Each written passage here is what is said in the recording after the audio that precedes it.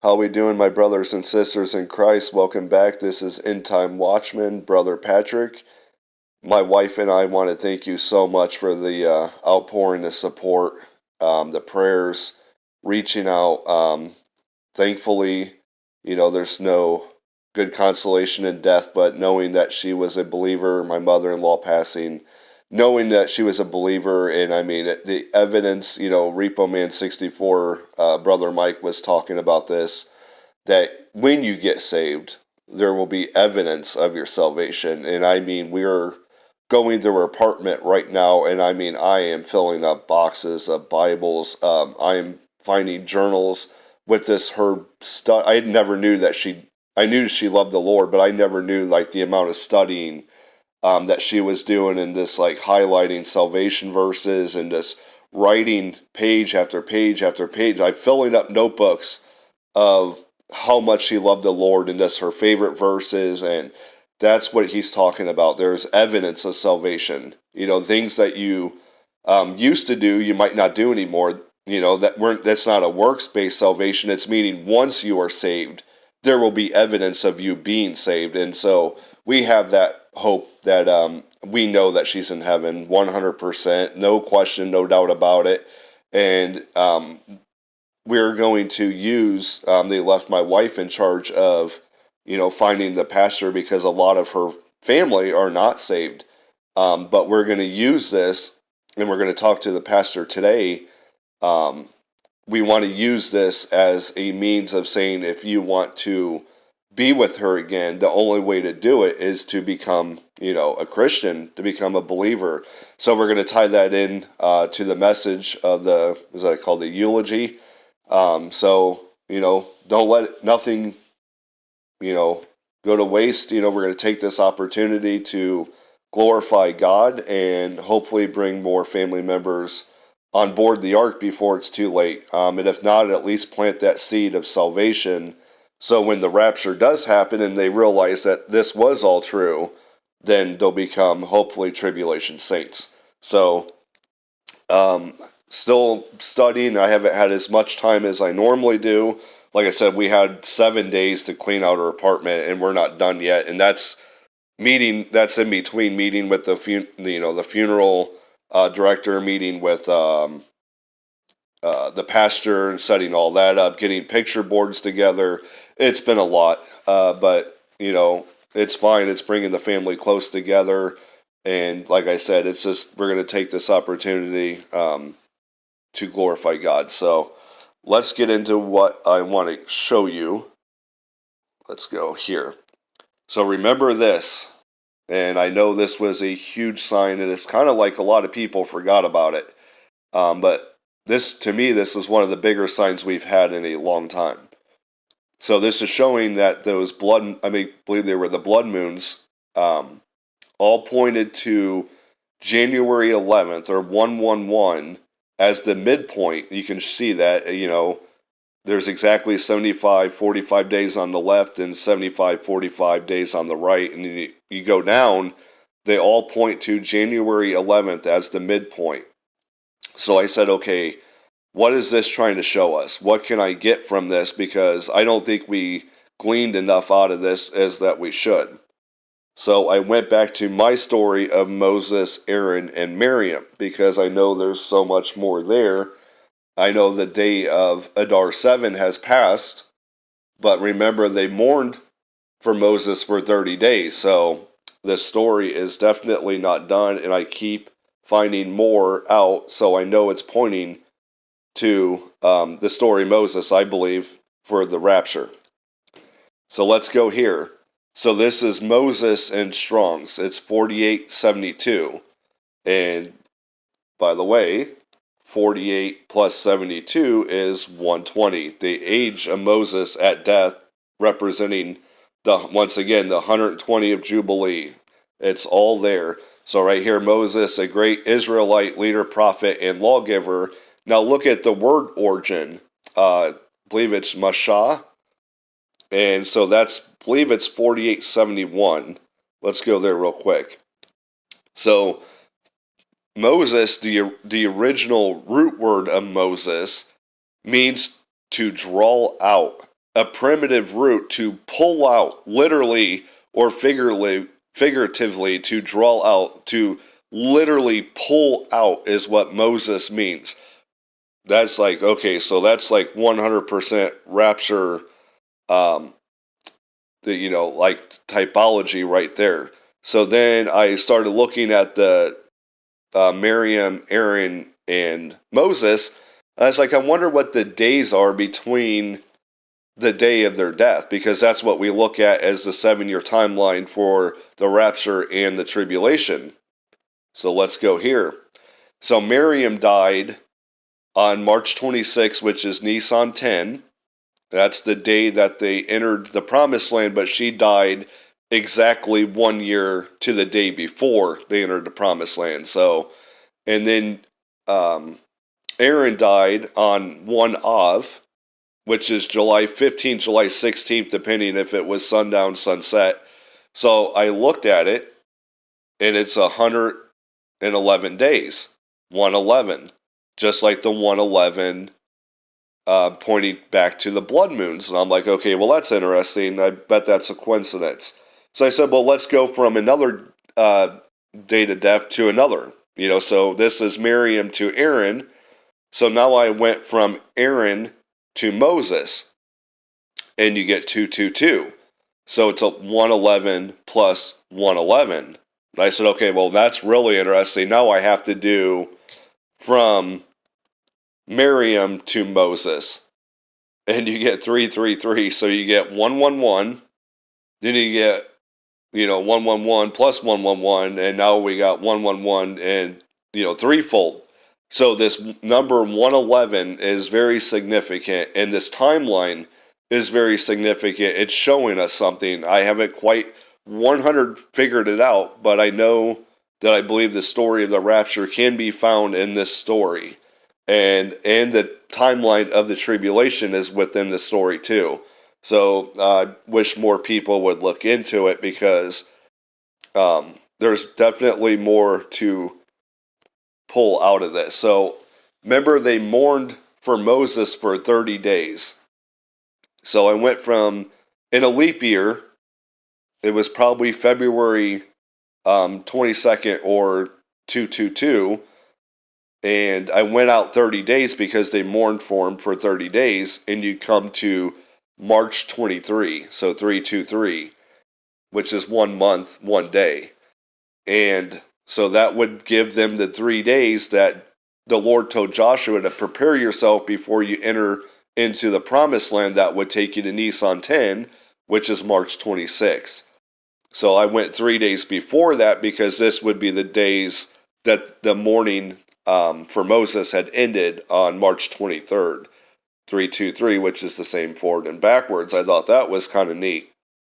So I started looking at Nisan 10. I mean, there's a lot of other stories in the Bible, them crossing the Jordan into the promised land. You had Jesus' triumphal entry into Jerusalem. And then I also went here.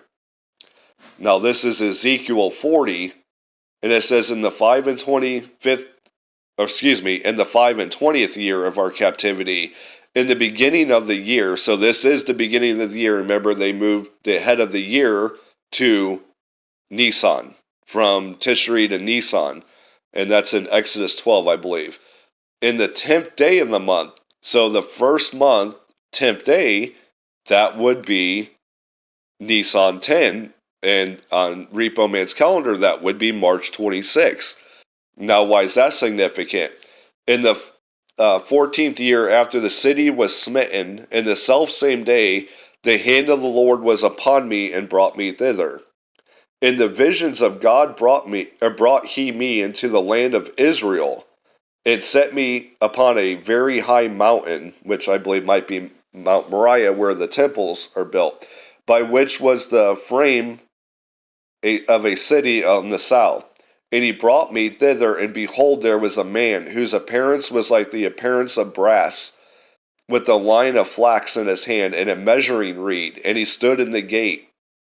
And the man said unto me, Son of man, behold with thine eyes, and hear with thine ears, and set thine heart upon all that I shall show thee. For to the intent that I might show them unto thee art thou brought hither. Declare all that thou seest to the house of Israel. And behold, a wall on the outside of the house round about, and in the man's hand a measuring reed of 6 cubits long by the cubit, and a handbreadth. So he measured the breadth of the building 1 reed, and the height 1 reed. So I'm not going to go any more further than this, but I want you to do is read this, because what it is a measuring of a future temple. All right, this is a temple, and it showed you that it was for the house of Israel. You can see that. Declare all that thou seest to the house of Israel. Then we go back right here, and it was on the 10th day of the first month, which would be Nisan 10 or March 26. He's showing him prophetically the new temple for Israel. Well, if they're showing him the new temple for Israel, to me, that means that the Gentile bride, the bride of Christ, is no longer here. Now he's focusing on Israel and the third temple. So this timeline is really adding up. Now, the story of Joshua, I never thought about this. And this is such a rapture typology, and it's also a tribulation saint, the remnant of Israel. It's all here, and I never put it together. And I found this great article, and it's talking about the 12 stones that they set up. Remember Joshua, if you want to read it, go to Joshua chapter 4, I believe it's verse 5, and then Joshua chapter 4, verse 9. So Joshua commands the Israelites, each of the 12 tribes, to take up 1 stone out of the midst of the Jordan, because the land was, separated just like it was in the Red Sea when they were leaving Egypt. And the ark passed through, and then the Israelites crossed over on dry land. Well, Joshua said, take up 12 stones, 1 from each of the 12 tribes of Israel, put it on your shoulder, and then when you cross over, set up a stone for a memorial and for a sign. And so they followed Joshua, and they did what he told them to do. Well, Joshua takes 12 stones and sets them up in the midst of the Jordan River while it was still dry. Well, after they crossed over, the river came back, flowing just like normal, so the 12 stones would have been covered. Well, I never thought about this. So some of the stones representing people crossed over into the promised land, but some got left behind. Some got left covered by the waters, covered by the multitude, the people. So I never thought about that. I'm like, oh my God, that all happened on Nisan 10. I believe that is in Joshua chapter 4, verse 19. And I'll read it real quick. And the people came up out of the Jordan on the 10th day of the first month. So that would have been March 26th. That's the same day Ezekiel had his vision of a future temple. So let's read this real quick, because whoever wrote this, I'll try to put it in the description so you guys can look through it. He did an amazing job. It said the 12-stone memorial on the west bank of the Jordan was a picture of being saved from the waters of judgment. God instructed 12 men, 1 from each tribe, to take a stone from the middle of the riverbed, from the place of death, the miry bottom of riverbed, beneath the waters of judgment. The ark of the Lord, which typologically points to Christ, stood in the midst of the Jordan, holding back the waters and allowing the stones to be brought up and delivered to the shore as a memorial, as a sign. But the other 12 stones are another story. Those stones were covered by the Jordan. They cannot be a sign because they cannot be seen. Those stones are a warning. It was Joshua alone, a type of Jesus, who did the work of setting up the 12 stones in the midst of the Jordan. Jesus is the judge of the living and the dead. Those 12 stones are a warning about death and judgment. If people do not repent and trust in Jesus, they remain in the miry clay of a river, and that river will overflow in judgment at death. So, amazing. And the typology that some were taken out into the promised land and some were left behind It's just amazing. I think the story of the rapture and the tribulation 100% is in the story of Moses going into Joshua. Um, let's see. I think this is something different. I propose that the 12 stones under the waters of the Jordan are typological picture of all people who reject the salvation that God offers. They have not been delivered. They have not crossed over and received the grace of God. They remain under the waters and are not counted amongst those who have entered into the inheritance, their promised land.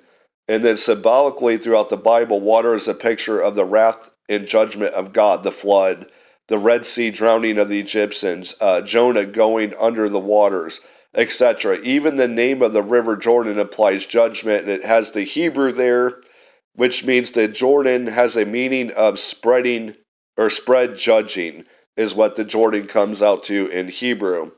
So you have the 12 stones that made it across into the promised land, and then you have the 12 stones that are still under the miry clay, not to be seen as a sign. So, I believe that this is an amazing story. Don't forget this, that is it here? Yeah, the 111 is very significant. And then we get this amazing thing that if we look at from March 26th, which is Nisan 10, to Aaron is 111. And then from Aaron to Moses is 222, so 111, 111. And then you get from March 26th to Moses, so Miriam to Moses. Now, don't worry about the years. She was actually 7 years older than Moses, which would be representative of the 7-year tribulation. But look, you get all these numbers of 111, and this one's obviously threefold. And then 30 days from Moses that they mourned for Moses would take you to March 23rd, 3 days before they crossed into the promised land on Nisan 10. So I thought that this was interesting. I'm still looking at March 16th, March 17th, but if not, this is definitely a very high watch date. Thank you all once again for the outpouring of support and prayers and just the love that you showed my wife and I through these difficult times of my mother-in-law passing. We really appreciate it.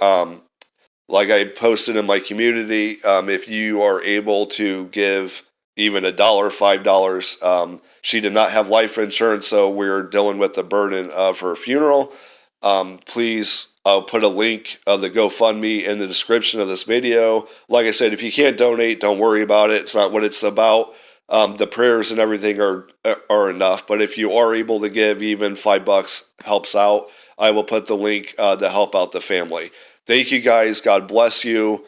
We have Purim to look forward to here in the next couple days. It's a very high watch date. And if not, we're going into, to me, one of the highest watch dates in a long time in March. All right. Keep your eyes on Jesus. I love you guys. And if you don't hear or see me again, I'll see you.